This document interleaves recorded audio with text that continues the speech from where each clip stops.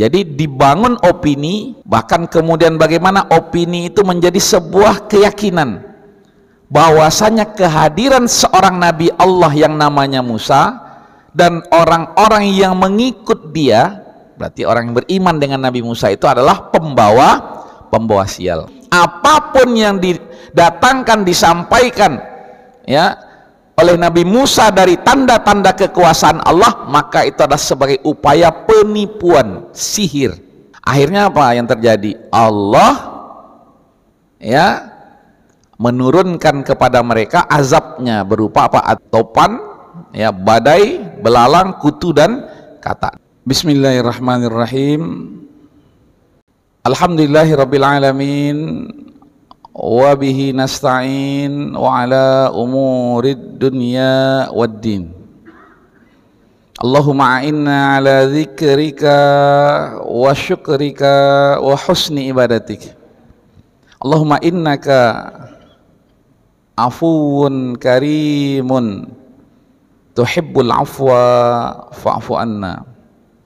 Allahumma inna nas'aluka ridhaka wal jannah wa na'udzubika min sakhatika wan nar. Amin ya rabbal alamin. Bapak Ibu sekalian kaum muslimin yang berbahagia, kita bersyukur atas karunia, begitu juga kasih sayang yang selalu Allah anugerahkan kepada kita semuanya. Diberikan kita nikmat hidup, kemudian sehat, kemudian taat, kemudian mencintai apa-apa yang dicintai oleh Allah Subhanahu wa ta'ala dan Rasulnya. Masya Allah. Termasuklah mencintai majelis orang-orang soleh, majelis ilmu, berkumpul dengan orang-orang yang menginginkan kesolehan dirinya. Mudah-mudahan kita diistiqomahkan oleh Allah dalam kesolehan. Amin ya rabbal alamin. Kemudian salawat beriring salam kepada teladan kita Rasulullah sallallahu alaihi wasallam dengan mengucapkan Allahumma salli ala sayyidina Muhammad wa ala ali sayyidina Muhammad. Assalamu alayka ya Rasulullah. Bapak Ibu sekalian yang berbahagia, melanjutkan kaji kita di tema Ghazwul Fikri, perang pemikiran. Perlu kita tekankan di awal ini bahwasanya tidak ada ya kekuatan di permukaan bumi ini, dalam kehidupan ini, yang mengalahkan yang namanya kekuatan iman. Nah, ini menjadi aturan Allah, dan aturan ini terus berlaku walaupun berganti pelaku. Ini adalah garansi dari langit. Bagaimanapun garansi penduduk bumi, maka tidak akan bisa mengalahkan garansi langit. Karena itulah Bapak dan Ibu sekalian yang dirahmati oleh Allah Subhanahu wa taala, kekuatan iman ya menjadikan seseorang itu hidupnya selalu tenang, ya, lurus, dia jaga fitrah, dan kita hidup di atas fitrah itu, dan dia tidak mau hatinya yang tenang, fitrahnya yang lurus dirusak hanya gara-gara kedekatannya kepada makhluk, ya, kepada penguasa, kepada pengusaha misalnya. Masya Allah. Dan kita berharap dengan kekuatan iman itu, ya, kita bisa menjaga setiap kebaikan yang kita lakukan sehingga berbuah keridhaan Allah Subhanahu wa taala dan mudah-mudahan nanti mendapatkan surga Allah Subhanahu wa taala. Amin ya rabbal alamin. Nah, ini perlu digarisbawahi sehingga insya Allah ya setiap kajian kita terkait dengan Ghazul Fikri ini mudah-mudahan ya meluruskan niat kita, menguatkan azam kita, dan membangkitkan semangat kita untuk selalu beribadah kepada Allah Subhanahu wa taala. Masih dalam sejarah Ghazul Fikri, dan kita ingin pagi hari ini fokus kepada apa yang terjadi di zaman Nabi Musa alaihissalam, karena banyak sekali ayat-ayat dalam Al-Quran ya yang mengkisahkan kisah-kisah, dan kisah itu terjadi di zaman Nabi Musa alaihissalam ya. Pada waktu yang lalu sekilas barangkali ya kita menjelaskan bagaimana Fir'aun dan orang-orang yang mengikut Fir'aun itu menganggap Nabi Musa dan orang-orang yang beriman bersama Nabi Musa itulah pembawa sial. Ini Ghazul Fikrinya luar biasa ya. Jadi dibangun opini, bahkan kemudian bagaimana opini itu menjadi sebuah keyakinan bahwasanya kehadiran seorang Nabi Allah yang namanya Musa dan orang-orang yang mengikut dia, berarti orang yang beriman dengan Nabi Musa itu adalah pembawa sial. Masya Allah, la haula wa la quwata illa billah. Ini bisa kita lihat di ayat 130 ya, surat Al-A'raf. A'udzubillahi minasyaitonirrajim ya. Bismillahirrahmanirrahim. Walaqad akhazna ala fir'auna bis-sinina wa naqsim minats tsamarati la'allahum yadhakkarun. Nah, ini terkait dengan terjadinya kekeringan yang bertahun-tahun, Masya Allah, kekeringan yang bertahun-tahun melanda ya, negeri yang berada di bawah kekuasaannya Fir'aun, dan diantaranya yang kita sebut hari ini dengan negeri Kinanah, yaitu Mesir ya. Kemudian Allah mengatakan ini menjadi pelajaran bagi kita betapa yang namanya perang pemikiran, perang opini itu luar biasa. Sehingga kemudian ya ketika peristiwa ini terjadi ya, dan ini tentu sebuah musibah, kalau bahasa lainnya sayyi'ah ya, sesuatu yang tidak diinginkan atau dianggap keburukan, maka keburukan ini kemudian dilimpahkan ya kepada Nabi Musa alaihissalam dan pengikutnya, sehingga kemudian Nabi Musa ini dan pengikutnya ini disebut apa? Pembawa sial. Maka Allah mengatakan ya, wa in tusibhum sayyi'atun yattayyaru bi Musa. Jadi bahasanya itu yattayyaru ya, dalam surat Yasin ada istilah ya ta'irukum ya. Kata-kata ya tayyaru ya, ini artinya apa? Dianggap pembawa sial. Jadi menyalahkan Nabi Musa dan orang-orang yang mengikut Nabi Musa pembawa sial. Ya tayyaru bi Musa wa man ma'ahu ya. Yang kemudian memang di ayat ini Allah Subhanahu wa taala menegaskan kembali ya bahwasanya nasib seseorang, nasib sesuatu kaum itu bukan karena seseorang, bukan karena suatu kejadian, tetapi nasib seseorang dan nasib suatu kaum itu dari Allah Subhanahu wa ta'ala.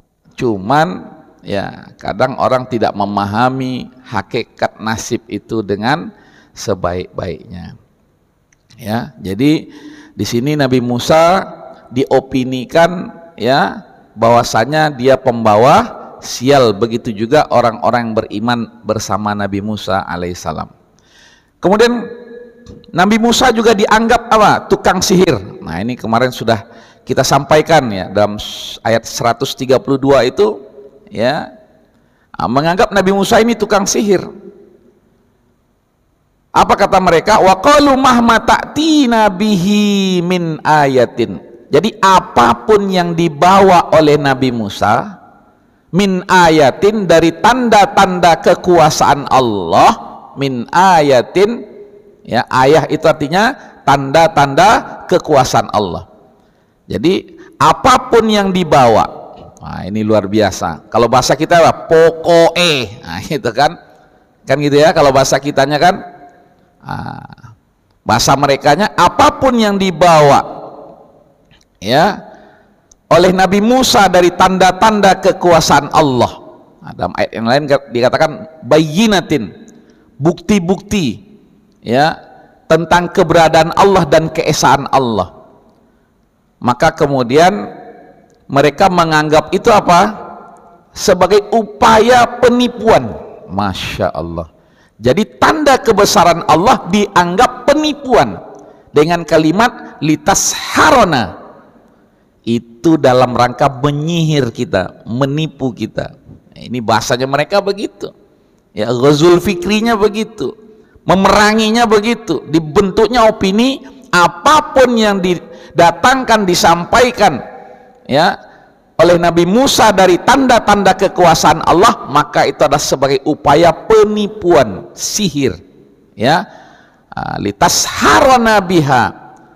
Kemudian mereka mengatakan wa ma nahnu laka bimu'minin, kami tidak akan pernah percaya denganmu. Masya Allah. Jadi membangun opini itu memang luar biasa. Ya, bagaimana meyakinkan orang, ini marketingnya, ya, jiwa marketnya, ya, untuk, ya, pemikiran yang sesatnya luar biasa, ya. Nah, akhirnya apa yang terjadi? Allah, ya, menurunkan kepada mereka azabnya berupa apa? At-taufan, ya, badai yang luar biasa. Wal jarad, jarad ini apa? Semacam belalang, ya, tapi belalang 1-2 nggak ada masalah, ini belalang jutaan, ya, sehingga menjadi apa? Hama. Kemudian wal kummala, kutu banyak juga, akhirnya menjadi bencana. Kemudian waddafadi, kata, tapi saking banyaknya kata-kata itu dia menjadi apa? Menjadi bencana. Jadi 4 jenis, ya, azab Allah Subhanahu wa taala yang diturunkan kepada, ya, Fir'aun dan masyarakat ketika itu. Topan, ya, badai, belalang, kutu dan kata didatangkan itu. Ini sebagai apa? Sebagai tanda, ya. Dan Allah sebut ayatin mufassalat sebagai apa namanya? Tanda dari kekuasaan Allah. Tadi kan dia katakan kami nggak akan percaya apapun, ya, yang didatangkan kepada Musa itu dari tanda-tanda kekuasaan Allah, kami tidak akan percaya. Itu hanya sebuah penipuan, dan terjadi betul-betul, ya, dengan Allah memberikan 4 jenis bencana: badai, kemudian belalang, kemudian kutu dan kata. Ya, kalau udah jumlahnya jutaan itu gimana mau dikatakan, ya, hewan-hewan yang biasa, tapi ini sudah menjadi apa? Menjadi musibah. Sebagai apa? Ayatin mufassalatin. Nah, kalau mufassalatnya artinya apa? Ya, bentuk nyatanya, ya. Kemudian Allah katakan fastakbaru, justru kemudian mereka bukannya mengambil pelajaran, karena tadi ideologi yang sesat itu sudah tertanam dalam benak mereka. Justru kemudian mereka apa? Menganggap itu adalah tipuan, padahal udah betul-betul terjadi, ya. Justru kemudian mereka apa? Fastakbaru, mereka menjadi sombong. Masya Allah. Dan Allah menyebut kesombongan mereka ini adalah sebuah apa? Kriminalitas. Ya, wakanu kauman mujrimin. Ijrom itu ada artinya apa? Kriminal, melakukan tindakan kriminal. Kenapa? Tidak memperakui keberadaan Allah Subhanahu wa taala, tidak mengimani apa yang dibawa oleh nabi mereka, ya, Nabi Musa alaihi salam. Tapi begitu betul-betul itu mereka rasakan sebagai sebuah azab, walamma waqa'a alaihimur rijzu, ya, barulah mereka menyadari. Nah, jadi manusia itu ada sadarnya. Ya, ada titik di mana kemudian ya ketika sampai dia kepada titik itu turun sedikit kesombongannya.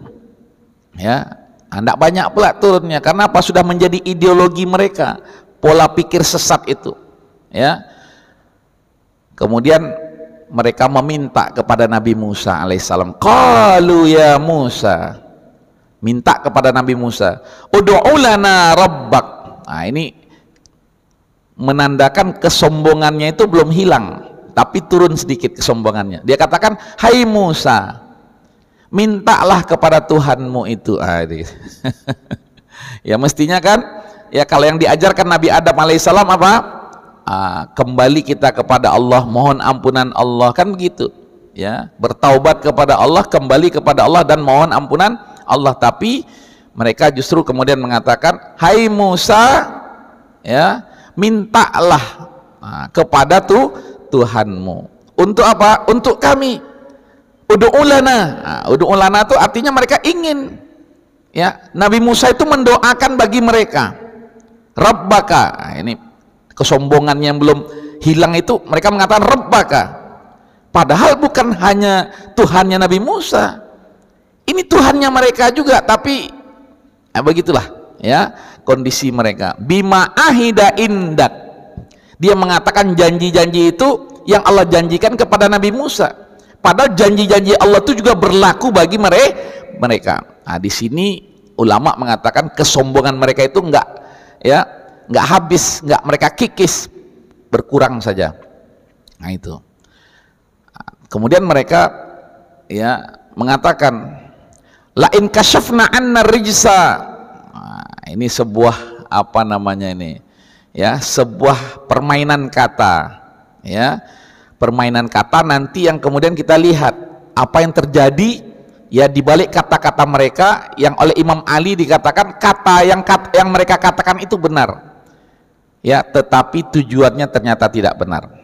Nah, mereka mengatakan apa? La in kashafna anna rijsa. Ya, la in kashafta anna rijsa, kalaulah musibah ini bisa kita lalui, selesailah. Nah, itu capek juga mereka barangkali dengan ya bencana yang menimpa mereka itu, ya yang tadinya dia masih sombong, mungkin dia bisa merasa mengatasi ya bencana-bencana itu sampai akhirnya mereka menurunkan kesombongan, meminta kepada Nabi Musa untuk memohon kepada Tuhannya Nabi Musa, ya kalau betul-betul Nabi Musa ini adalah utusan Allah, tolonglah dicabutlah yang namanya azab ini, ya hambatan ini. Maka mereka mengatakan kami sungguh, nah ini perkataan di mulut mereka, ya kami sungguh ya akan beriman kepadamu, lanu'minanna laka wa lanursilanna ma'aka bani Israel. Ya, ini pernyataan dari mulut mereka bahwasanya mereka akan beriman kalau Nabi Musa meminta kepada Allah untuk kemudian dihilangkan yang namanya musibah itu. Kemudian kata Allah, falamma kashafna anhumur rijza ila ajalin. Betul ya, Allah ingin menjadikan ini pelajaran ya bagi orang-orang ketika itu dan bagi kita hari ini. Allah angkat yang namanya musibah itu, dan itu mudah saja bagi Allah Subhanahu wa ta'ala mengangkat musibah sebagaimana Allah mendatangkan musibah.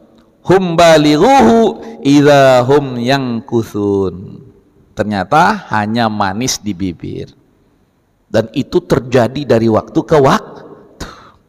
Sudah kepepet, sudah di ujung tanduk, ya, sudah tak ada lagi, ya, bisa menampakkan kehebatannya. Kemudian mereka menurunkan frekuensi kesombongannya dan meminta kepada Nabi hari ini, kepada orang yang beriman, ya, supaya meminta kepada Allah Subhanahu wa ta'ala dihapuskan yang namanya ya rintangan itu, azab itu, wabah itu.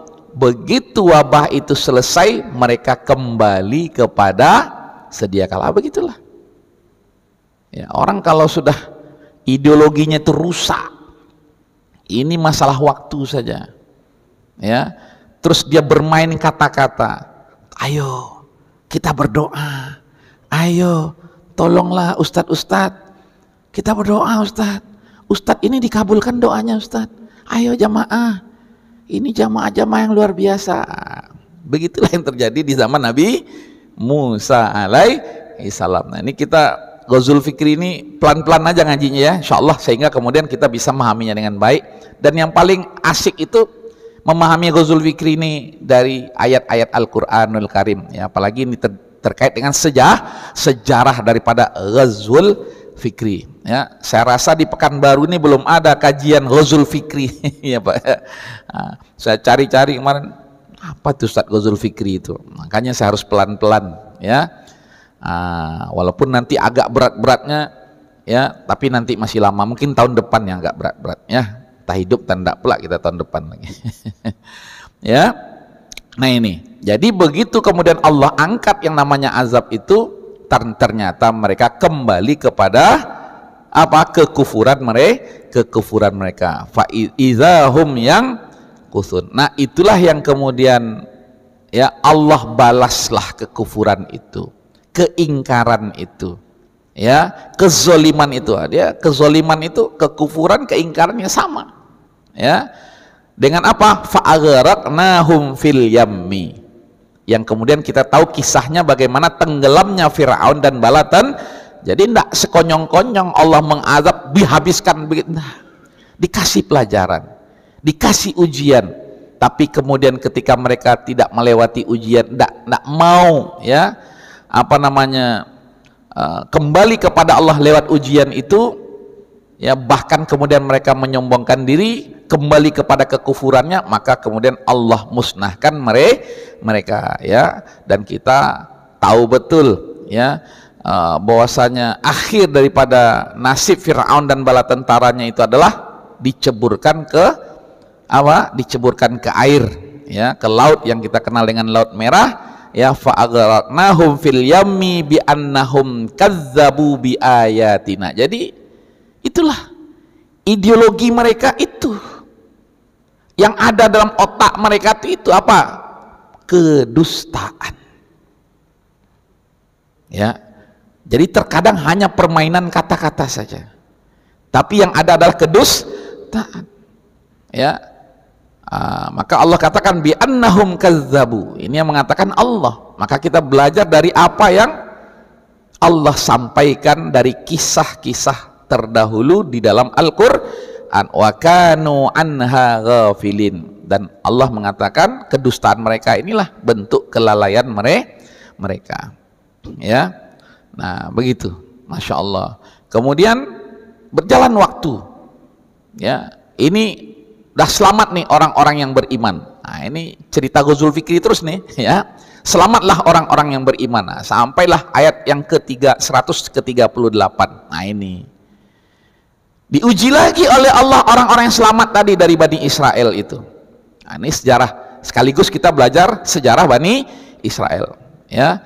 Nah, karena saya belajar langsung dengan Syekh Al-Azhar tentang Bani Israel di dalam Al-Quran, bagaimana ya kisah Bani Israel dalam Al-Quran. Masya Allah ya, waktu itu Syekh Al-Azharnya ya Syekh Sayyid At-Tantawi ya, beliau luar biasa ya, Masya Allah ya, beliau pakar terkait dengan diantaranya adalah pakar Bani Israel ya. Nah nanti boleh, tapi sambil jalan juga bisa insya Allah ya, belajar sebenarnya seperti apa Ustadz ya Bani Israel yang diceritakan oleh Allah di dalam Al-Quran. Nah, ini salah satu penggalan kisah daripada Bani Israel ya. Ayat 138 itu selamat ya kan, diselamatkan dari Fir'aun dan bala tentaranya ya, selamat. Tapi yang jadi masalah apa? Nah, ini ya, jadi kadang sesuatu yang nampak menarik akhirnya menjadi tertarik ya. Maka Allah katakan wajawazna bi bani Israil al-bahra. Dah mereka sudah apa namanya sampai di seberang. Fa'atau ala qaumin, sampai mereka kemudian bertemu dengan suatu kaum ya, ya'kufuna ala asnamin lahum. Ngapo kok keliling-keliling, ada berhala. Ya, ditengoknya orang tuh asik juga ya, keliling-kelilingi berhala itu. Padahal ini karena keimanan mereka lah mereka diselamatkan oleh Allah. Tapi melihat sebuah fenomena, berubah lagi pikiran itu. Itulah salah satu cara berpikirnya Bani Israel. Diselamatkan karena keimanan mereka, tapi kemudian keimanan itu bisa tergores, tergerus. Ya, apa katanya begitu nengok suatu kaum ya berkeliling kepada suatu berhala, menyembah berhala itu. Ya Musa, dia minta kepada Nabi Musa, ya, ij'al lana ilahan la haula wala quwata illa. Hai Musa, coba buatkan, kan kurang ajar ini namanya. Hai Musa, buatkan kepada kami Tuhan. Lihat ya. Ya, jadi kekufuran setelah keimanan. Ya, memang luar biasa. Pemikiran itu mudah sekali diracuni dengan fenomena-fenomena yang luar biasa. Ya, itu nabi di depan mereka, dan yang lebih luar biasa lagi adalah meminta kepada nabi mereka untuk membuatkan simbol kemusyrikan. Ya, wahai Musa, ya, jadikan, buatkan bagi kami Tuhan seperti mereka itu membuat punya Tuhan. Ya, ij'al lana ilahan kama lahum alihah. Asik juga itu, dia gitar. Musa, buatkanlah untuk kami seperti itu juga, katanya. Nah, ini lihat ya, mereka membentuk opini yang sesat, bahkan kemudian tidak malu-malu kesesatan itu mereka sampaikan kepada nabi mereka. Bayangkan kita yang hidup jauh dari nabi ini. Tapi begitulah sayangnya Allah Subhanahu wa taala yang kita lihat nanti dalam sejarah, ya, karena Allah ketika itu menjadikan Bani Israel ini apa? Umat yang dipilih. Waktu itu, ya, tidak sekarang. Ya. Nah, ini Al-Qur'an yang mengatakan demikian. Ya, kalau ada yang membantah, bantah aja Al-Qur'an, jangan bantah saya, karena Al-Qur'an yang mengatakan itu. Nah, inilah ya penyesatan, ya, pikiran sesat yang ada mereka ketika mereka melihat sebuah fenomena, dianggapnya fenomena itu menarik, bahkan kemudian mereka menjadikan fenomena itu sebagai bentuk ketuhanan, simbol ketuhanan, yaitu untuk dibuatkan sebuah berhala yang kemudian kita kenal dengan sapi, ya, bentuk ukiran sapi itu, ya. Nah, ini lihat orang sembah berhala kemudian, tapi kemudian Nabi Musa alaihissalam mengatakan, qala innakum qaumun tajahalun, kalian ini masya Allah udah diselamatkan oleh Allah, ya. Itulah sebuah kecerdasan karena keimanan, tapi kok kalian malah membodohi diri kalian sendiri, ya. Nah, ini kemudian masya Allah, Allah Subhanahu wa taala menjelaskan, ya, bagaimana Nabi Musa itu memberikan pencerahan kepada kaumnya dan sabar. Nah, inilah fungsi seorang nabi, seorang guru, ya, seorang kawan sebenarnya adalah melakukan pencerahan kepada orang-orang yang melakukan pembodohan. Karena apa? Setiap saat bisa saja terjadi pembodohan. Ghazul fikri itu bisa terjadi setiap saat, melihat fenomena, mendengar fenomena, ya. Itu bisa terjadi yang namanya ghazul fikri, ya. Sehingga kemudian Nabi Musa memberikan pencerahan kepada mereka, ya. Apa kata Nabi Musa alaihissalam?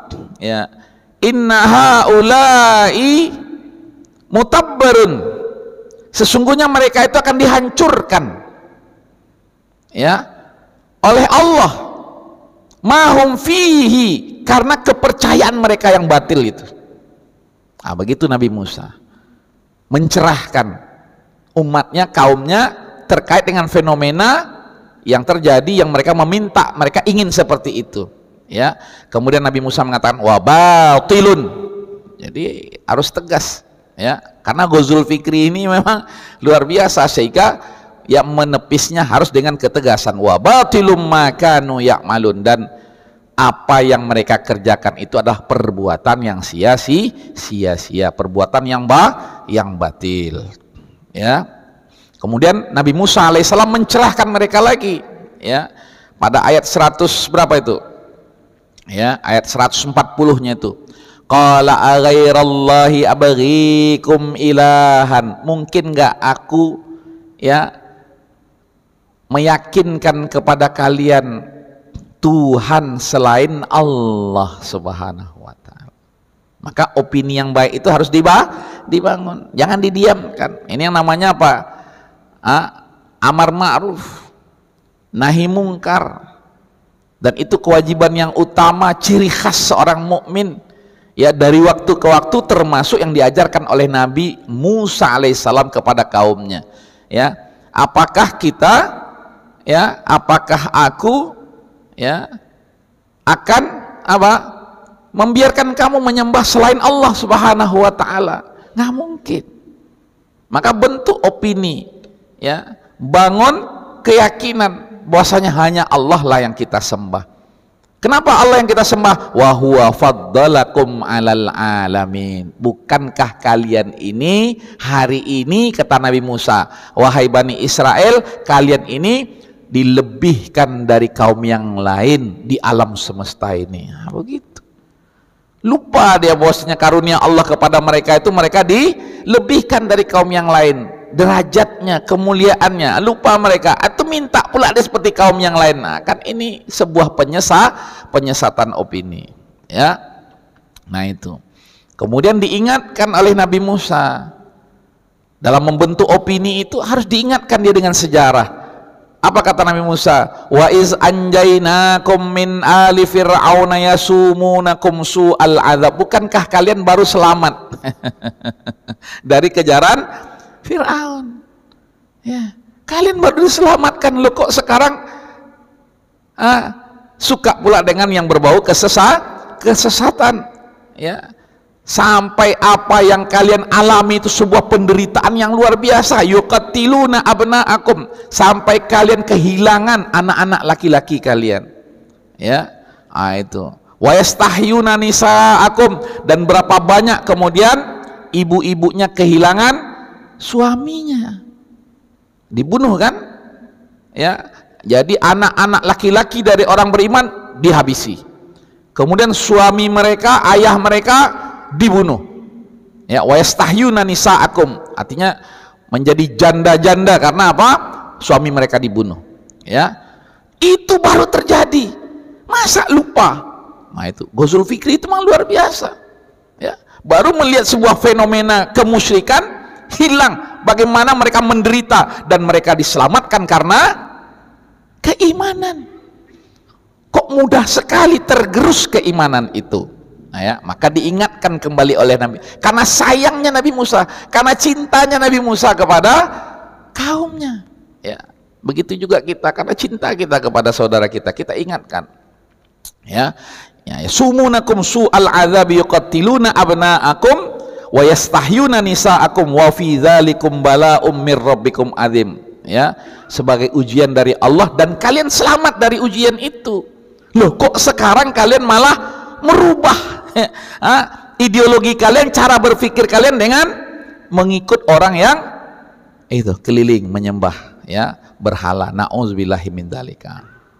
Nah, kemudian setelah itu ya Nabi Musa alaihissalam bermunajat ya, bermunajat untuk mendapatkan kemudian menjalankan perintah Allah Subhanahu wa taala, yang kemudian begitu kembali dari munajatnya 30 hari ditambah 10 hari ya, 40 hari kemudian dikenallah ya salah satu pesan langit kepada Nabi Musa adalah dengan 10 commandment itu ya, 10 perintah Allah Subhanahu wa taala. Dan 10 perintah itu Allah sebut, sampaikan di dalam Al-Qur'an surah Al-An'am. Nah, ini luar biasa Pak ya. Dan tidak apa-apa ya, karena ini kita ingin fokus hari ini bagaimana membentuk juga opini yang baik ya. Itu di dalam surat Al-An'am, surat yang ke-6 ya, ayat 151. Nah, boleh dibuka ayat 151. Enak kita ngaji ini ya, langsung buka Al-Quran ayat 151 ya. Itu yang diperintahkan oleh Allah Subhanahu wa taala kepada Nabi Musa juga, dan ini kemudian diperintahkan juga oleh Allah kepada kita. Yang pertama perintahnya adalah ta'alau atlu ma harrama rabbukum alaikum alla tusyriku bihi syai'an. Jangan sekali-kali mensekutukan Allah. Ya. Yang kedua, wabil walidaini ihsana. Punya orang tua masih hidup, maka berbuat baiklah kepada kedua orang tua. Ustadz, orang tua saya sudah meninggal, wong saya juga sudah tua Ustadz. Apakah masih bisa berbakti kepada kedua orang tua yang sudah meninggal? Bisa. Dengan cara apa? Mendoakan keduanya. Dengan cara apa lagi? Bersedekah atas nama keduanya. Beramal soleh atas nama keduanya. Dan kelebihan bersedekah, beramal soleh atas nama keduanya, keduanya mendapatkan pahala dari amal soleh itu, dan kita ikut juga mendapatkan pahalanya kalau yakin.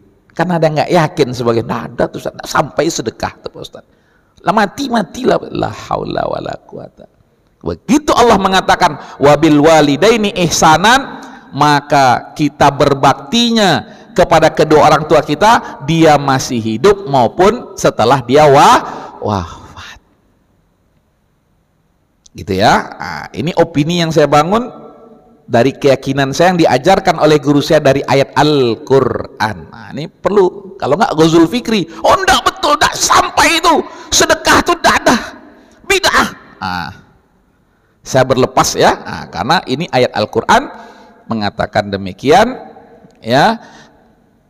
Berbuat baik kita kepada kedua orang tua itu walaupun dia sudah meninggal, bisa kita beramal soleh ya, dan meminta kepada Allah lewat amal soleh ini untuk kedua orang tua kita. Orang tua kita dapat, kita juga dapat. Masya Allah. Kemudian yang ketiga ya, wala taqtulu auladakum min imlaq. Artinya apa? Nah, ini kadang orang, ini mohon maaf, mungkin sekarang nggak tahu saya kalau sekarang, kalau dulu itu ada istilahnya apa? Keluarga apa namanya? Ya, keluarga ada namanya membatasi kelahiran. Saya bahasakan begitulah ya. Nanti ada yang tersinggung pula di sini ya.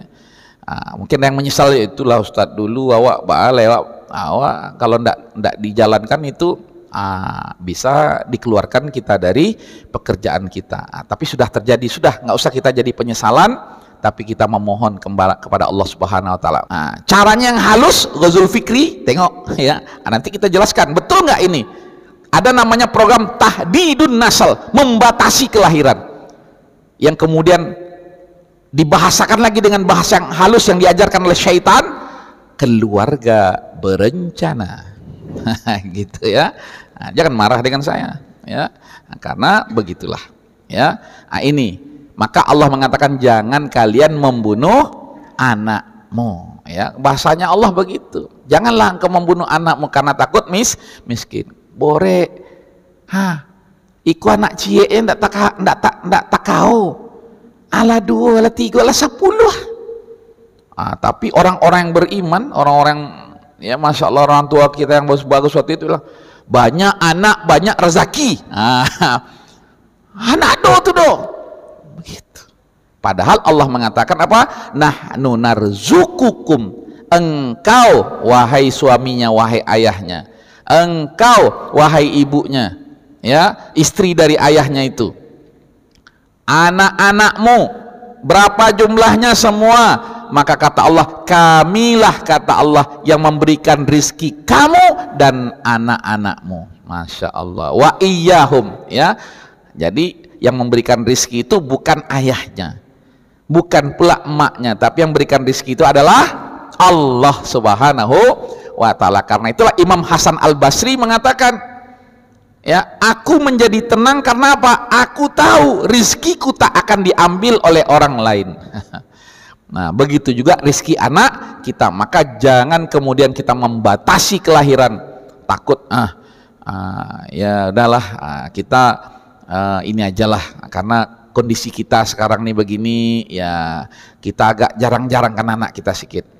Tapi anak cie, atau 5 tahun pengen anak lagi, rupa ndak bisa punya anak lagi. Ya nauzubillahi min dzalika.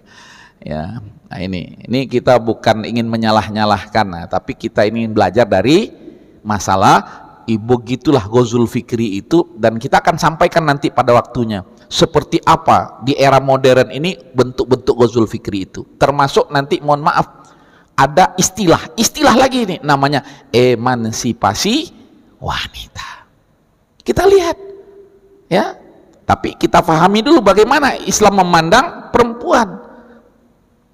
Tapi kemudian di balik istilah emansipasi wanita kita melihat apa yang terjadi hari ini, kehancuran habis-habisan terhadap kaum perempuan. Ya. Ada lagi tahun 94 ketika konferensi kependudukan di Kairo. Saya baru saja turun di Kairo waktu itu. Ya. Saya kaget melihat ada sebuah konferensi yang kemudian menghasilkan salah satu keputusannya tentang apa? Bahaya terorisme. Betul, menteror itu nggak boleh. Tapi yang terjadi apa? Itu juga bagian dari namanya Ghazul Fikri di era modern. Tapi kalau saya nanti langsung ke situ, bingung Bapak Ibu, ini Ustadz kok, Ustadz apa kok? Makanya saya harus pelan-pelan ya, karena kita ini sudah ya. Contoh lagi misalnya dari Ghazul Fikri itu apa? Itu kan sunnah, nggak wajib. Yang wajib aja kita ini belum bisa kita lakukan dengan sempurna, yang sunnah pula. Kan yang wajib itu apabila dikerjakan berpahala, ditinggalkan berdosa. Yang sunnah apabila dikerjakan berpahala, ditinggalkan enggak apa-apa. Loh, kok ribut? Kita harus mengamalkan yang sunnah. Begitu ya.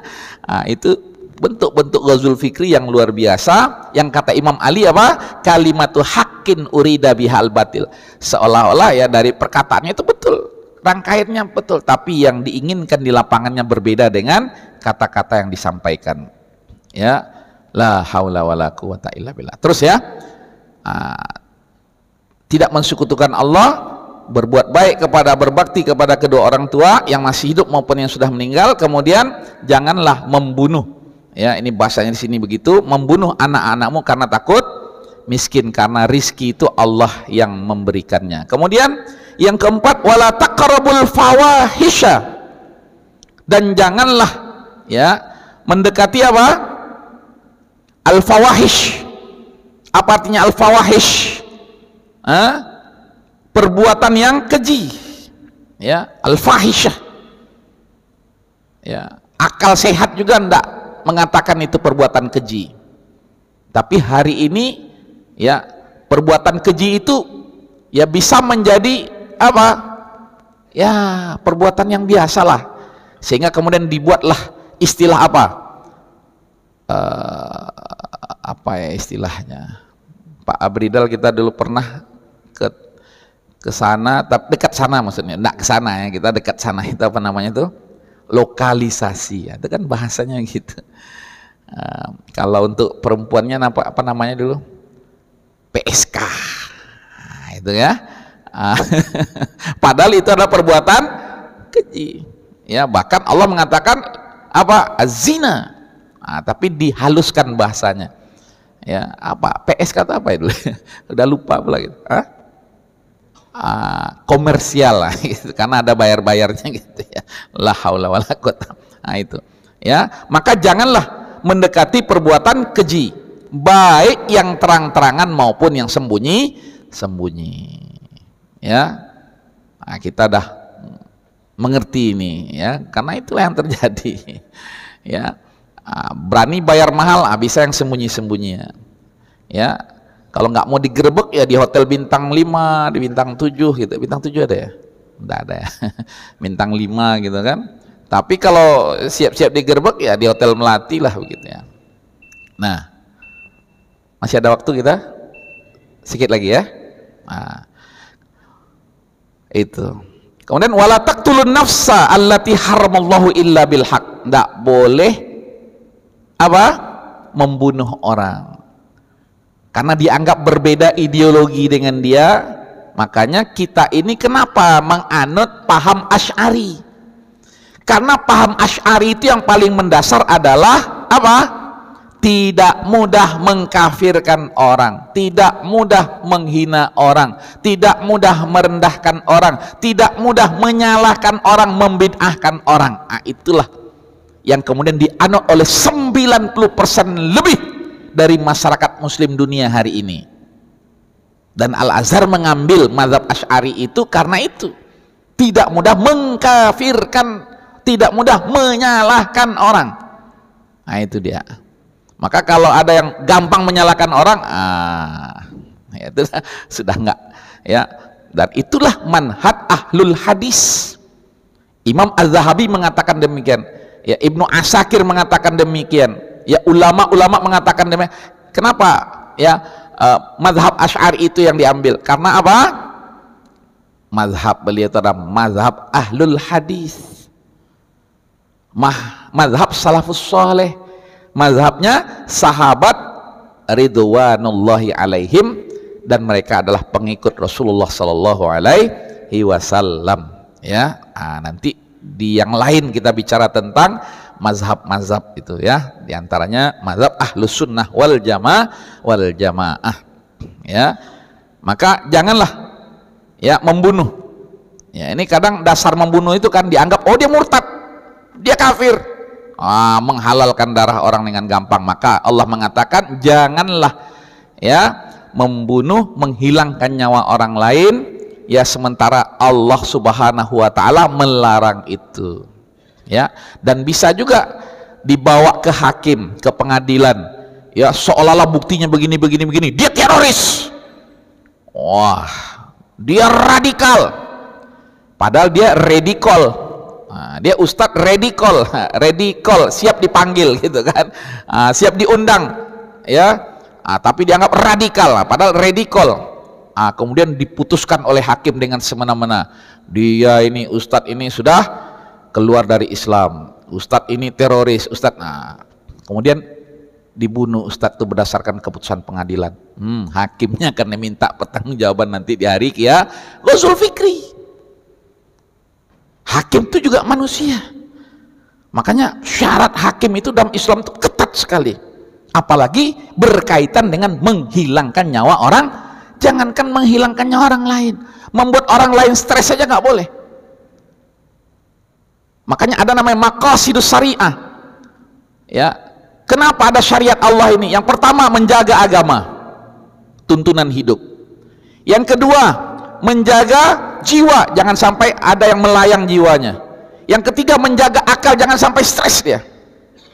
Makanya dalam dasar negara kita itu kerakyatan yang dipimpin oleh hikmah, kebijaksanaan dalam permusyawaratan dan perwakilan. Bayang, biar kemudian jangan ada orang yang kebebasan pendapatnya di itu. Ini luar biasa, apalagi terkait dengan, ya, kerakyatan yang dipimpin oleh hikmah. Ini mesti kita pahami hikmah itu dengan baik dan benar, ya. Itu dah luar biasa. Dan kalimat hikmah nggak bisa dihilangkan atau diganti dengan kalimat yang lain, ya. Walaupun di situ ada kalimat hikmah kebijaksanaan, oh dihapus hikmahnya karena hikmah ini bahasa Arab. Gitu, Pak. Nggak bisa, Pak, nggak bisa, ya. Hikmah ini nggak bisa diwakili dengan kebijaksanaan dalam bahasa kita, ya. Makanya hikmah kebijaksanaan. Hapus hikmahnya, cukup kebijaksanaan. Oh, bisa multi interpretasi. Ini luar biasa, ya. Alhamdulillah kita ini masih bersepakat kepada hal-hal yang luar biasa yang baik seperti ini, ya. Maka janganlah membunuh, ya, menghilangkan nyawa, ya, sementara Allah mengharamkan untuk menghilangkan nyawa, kecuali bil haq, kata Allah. Misalnya dia apa? Membunuh, ya, berdasarkan, ya, ada pernah dulu membunuh satu keluarga, jadi dia ribut, konflik dengan kawannya, ya, masalah bisnis, akhirnya dibunuhnya kawan ini, ya. Kemudian istrinya datang, wah, teriak-teriak istrinya, ditengok suaminya dibunuh oleh kawannya sendiri yang selama ini akrab. Akhirnya datang setannya ini, istrinya dibunuh. ya. Kemudian anaknya yang masih kecil-kecil menengok pula, ya, emaknya, ayahnya bersimbah darah, itu teriak anaknya. Akhirnya apa? Anaknya itu disekap di kamar, dikunci, kemudian rumah itu dibakar. Masya Allah, terjadi di Mesir waktu itu. La haula wala quwata. Tapi itulah qadarullah, Pak. Nah, ini saya harus ceritakan juga kebaikan, ya. Sampai begitu kalutnya beliau, kemudian ya divonislah beliau itu untuk dihukum mati. Kira-kira wajar nggak kalau hakim kemudian memvonis hukum mati? Itu pun udah sekian lama persidangan, ada meringankan, dipanggil keluarga yang dibunuh ini, ya, kemudian ditanya bagaimana memaafkan apa semua, ya, sampai kemudian divonis dihukum mati. Tapi qadarullah, ini yang saya salut, ya. Walaupun seseorang divonis hukum mati akibat kesalahan-kesalahannya itu, dia bertaubat dengan taubatan nasuha. Dan kami bersaksi bagaimana hari-hari beliau sebelum vonis hukuman mati beliau itu, beliau di penjara itu menghafal Al-Quran. Cerah wajahnya, ya, walaupun penyesalan yang luar biasa, walaupun vonis sudah menanti, ya, sampai kemudian dia hafal Al-Quran, berbuat baik selama di penjara, sampai kemudian, ya, vonis itu dijatuhkan kepada beliau, dan mudah-mudahan beliau juga husnul khotimah walaupun dengan kesalahan beliau. Nah, ini jadi nanti, ya, bagaimana cara, ya, merombak opini, oh Islam ini haus darah. Nah, ini dengan hal yang seperti ini. Kemudian Allah katakan dzalikum wasaqum bihi la'allakum ta'qilun, agar kemudian kita betul-betul memakai nalar kita. Kenapa Allah, ya, melarang kita untuk mensekutukan Allah? Kenapa Allah memerintahkan kita, ya, berbakti kepada kedua orang tua, kemudian jangan kemudian membunuh anak-anak kita hanya takut rizki, membatasi, ya, kelahiran, ya, kemudian jangan mendekati perbuatan yang keji dan mungkar, ya. Ini dari sisi psikologis juga banyak penelitian-penelitian bagaimana orang yang suka berzina itu, mereka sebenarnya adalah orang-orang yang stres, ya. Nah, jangan dikira enak kali dia berzina. Nah, siapa yang ngira dia enak-enak? Enggak, stres, ya. Belum lagi penyakit-penyakit fisiknya, ya kan. Kemudian wala tuglu an-nafsa, dan membunuh, ya, menghilangkan nyawa orang lain dengan semena-mena. Nauzubillahi min dzalika. Kemudian nanti sisanya insyaallah enggak apa-apa, ya, kita pelan. Nanti kalau ngajinya cepat-cepat, ya, terus nggak ada yang dibawa pulang, sayang, ya, sudah 45 menit. Mudah-mudahan insyaallah ada yang kita bawa pulang, ya. Dan Ghazul Fikri itu juga begitu, dia pelan-pelan tapi mematikan, ya, membunuh kita tapi pelan-pelan, ya. Nauzubillahi min dzalika. Dan memang di zaman Nabi Musa ini banyak yang bisa kita ambil pelajaran, ya, dari Ghazul Fikri itu, sehingga tidak apa-apa 1, 2, 3, 4 kali pertemuan pun kita habiskan ini, insya Allah memahamkan kita dengan, ya, makna dan pentingnya, ya, memahami Ghazul Fikri ini. Lebih kurangnya saya mohon dimaafkan. Wassalamualaikum warahmatullahi wabarakatuh.